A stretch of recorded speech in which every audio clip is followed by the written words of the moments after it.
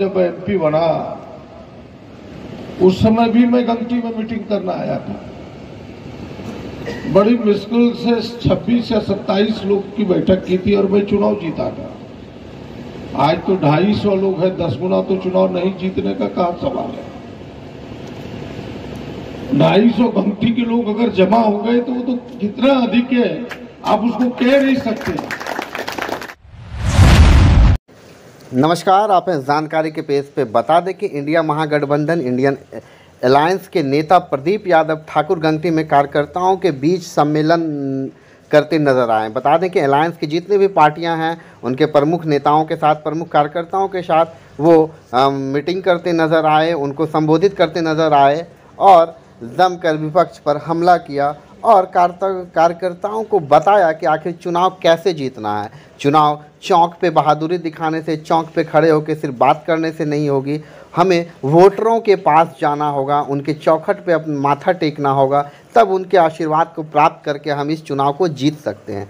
बता दें कि इस जुबानी जंग में जहां निशिकांत दुबे लगातार ये बोल रहे हैं कि अगर प्रदीप यादव हमारे सामने होते हैं तो हम प्रचार नहीं करेंगे और जनता के बीच नहीं जाएंगे, प्रचार नहीं करेंगे, लेकिन वहीं प्रदीप यादव का कहना है कि वो जनता के दरवाजे पे माथा टेक के आशीर्वाद लेंगे और चुनाव में जीत कर सेवा करेंगे। बता दें कि उन्होंने ये भी कहा कि अब की भाजपा की ये जो नारा है, अब की बार 400 के पार, उसमें कहीं ना कहीं कमी आई है। 2 चरणों का जो मतदान हुआ, 88 सीटों पे जो मतदान हुआ है, उसमें जो रुझान आया है इंडिया गठबंधन के खिलाफ, उससे कहीं ना कहीं भाजपा की ये नारा में कमी आई।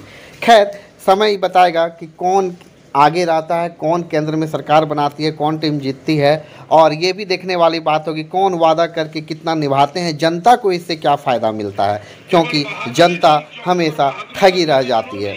अब जनता को कितना फ़ायदा मिलता है ये देखना होगा, बाकी नेताओं की जुबानी जंग तो यूं ही चलती रहेगी।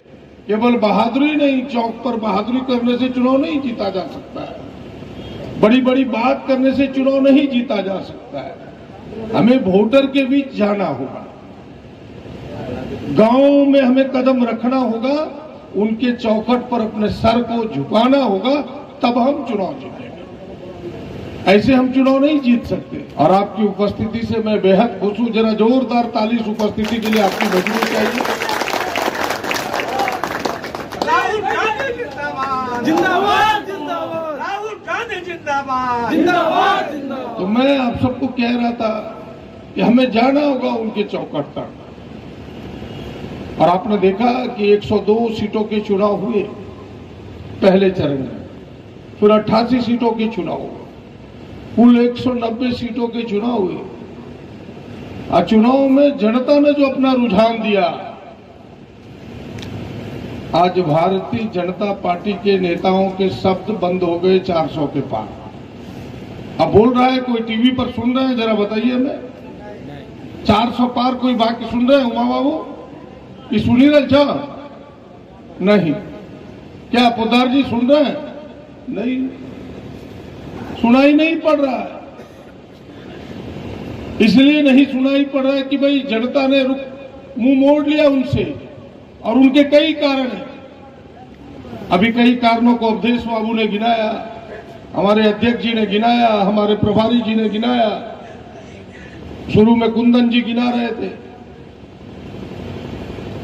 कई लोगों ने गिनाया है। हमारे महतो जी ने गिनाया, महतो जी के साथी पोद्दार जी ने गिनाया, हमारे बेहतर भाषण दे रहे थे